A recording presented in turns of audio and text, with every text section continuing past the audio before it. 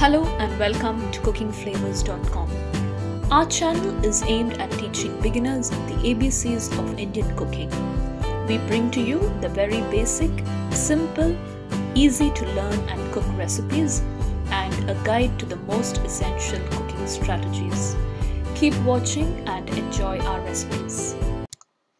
For today's video, as a part of the how-to series, I'll be showing you how to prepare Arisi Kurunai or Arisi Noi, which can be used for making Arisi Upma. Here I've taken about 3 cups of raw rice. This is the regular cooking rice or sapata arisi that you have. You can take more or less according to the quantity you require. Basically, we are going to prepare this Arisi Kurunai and we are going to store it in a bottle for ready use. Now you can see I have washed this rice thoroughly. Just once or twice if you wash it, it's enough. And I have soaked it in enough water, just enough for it to immerse in water. We'll just soak it for 10 minutes. After 10 minutes, you can see I have completely drained out all the water from the rice and I put it in a strainer so that even the last drop of water completely drips out. If you exactly don't know how long to soak it, while the rice is soaking, if you feel 2 or 3 grains of rice in your mouth and if your teeth is able to easily bite it, then it is perfectly done. For any quality of rice, I suggest just maximum of 10 to 12 minutes itself will do. Don't soak it more than that. Now I'll show you how to spread it across and dry this rice.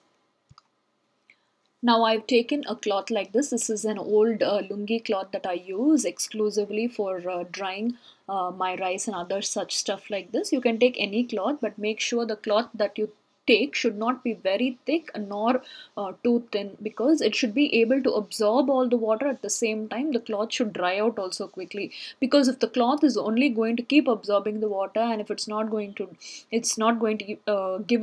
dry out the water, your rice will not dry at all. So take one such cloth like that. Now you can see I'm just spreading the rice across the cloth like this. And I'm slowly using my hands to spread the rice across to make sure it dries out evenly. Just look at the pattern in which I am drying the rice. Just make so that the rice is not close to the grains of rice are not close to each other. There's a lot of gap in between the grains. So this allows the even and quick drying of the rice. Now I've spread this cloth on a table like this and I'm drying it under the fan. If you can also sun dry it, but during winter season, and I mostly do it during the night, so I keep it indoors and I switch on the fan. You can also put it on the ground in a clean place and you can dry it like this. It just took me about 3 to 4 hours for this rice to completely dry. See how wet it was in the beginning, and it is now completely dry. As I'm spreading itself, the grains of rice are breaking down. See, it should be as dry as this. Make sure it is completely void of all moisture. We'll collect it in a bowl now. Now I've collected all the rice in a bowl and I'm adding about a tablespoon of black peppercorns. You can always adjust the peppercorns according to the quantity of rice you have and according to the spiciness that you require. Now I'm adding about 2 tablespoons of cumin seeds.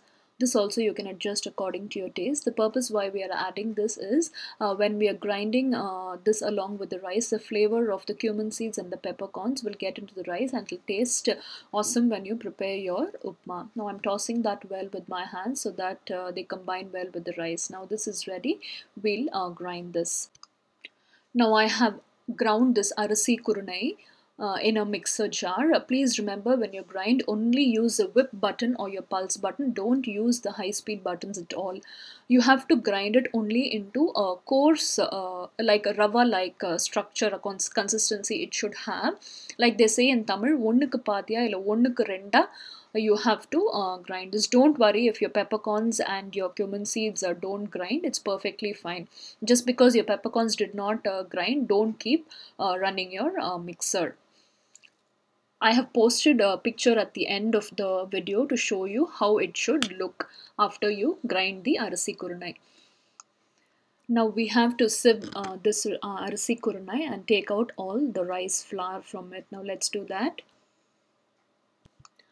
This is a rice flour that I got after sieving my Arisi Kurunai. Don't discard it. You can store it in a container and use it for any cooking dishes, because rice flour today in the shop is very costly. Another quick tip here, I use a little bit of the rice flour in my kolam mavu. It gives your kolam mavu a bright appearance, and the kolam mavu runs smoothly when you add rice flour to it. Now our Arisi Kurunai or our Arisi Noi is ready to be used. I've stored it into an airtight container like this. Make sure your container is completely dry. Don't use wet hands at all, because they will get spoiled. So you can store it just like any of your rava or vermicelli and things like that. And you can make a fatafat upma when this is ready. This is, believe me, this just tastes heavenly. Hope you enjoyed this interesting preparation of Arisi Kurunai to make your Arisi Upma as part of our how-to series. Post in your comments and suggestions and hit the like button. Subscribe to our YouTube channel and visit us at cookingflavors.com for detailed recipes with tips and suggestions. Thank you, and see you again with another new and interesting recipe.